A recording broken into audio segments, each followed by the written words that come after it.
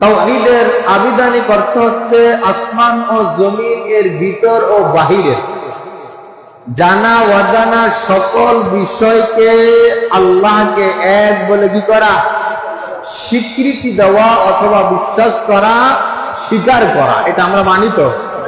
মানি। সবকিছু আল্লাহ দেখেন, আল্লাহ জানেন, কথা কয় না রে, দেখেন, জানেন, শোনেন। আল্লাহ সব দেখেন, সব জানেন, সব শোনেন। আবার তাওহীদের আরেকটি ব্যাখ্যা আমরা দিচ্ছি আরো সহজ ভাষায়। প্রথমে বুঝলাম তাওহীদ অর্থ কি, এক বা একক। এরপরে পারিভাষিক অর্থ আমরা বুঝলাম আসমান ও জমিন এর ভিতর ও বাহিরে জানা অজানা সকল বিষয়ের একমাত্র সৃষ্টিকর্তা পালনকর্তা হিসাবে আল্লাহকে এক বলে কি করা, বিশ্বাস করা। সবাই মানি তো?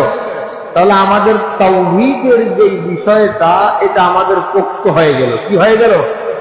পোক্ত হয়ে গেল। তাওহীদটা আমরা বুঝতে পারলাম। আরেকটি বিষয় আমরা যাই। আমরা যখন সূরা ফাতিহা পড়ি, কি বলি ভাই? সূরা ফাতিহা, ওখানে আমরা তেলাওয়াত করি ইয়্যাকা না'বুদু ওয়া ইয়্যাকা নাস্তাঈন। অর্থাৎ আমরা শুধু তোমারই ইবাদত করি। তোমার রই, রই ব্যবহার করবেন। কি ব্যবহার করবেন? রই, মানে তোমার না, কি না, মানে আমরা তোমার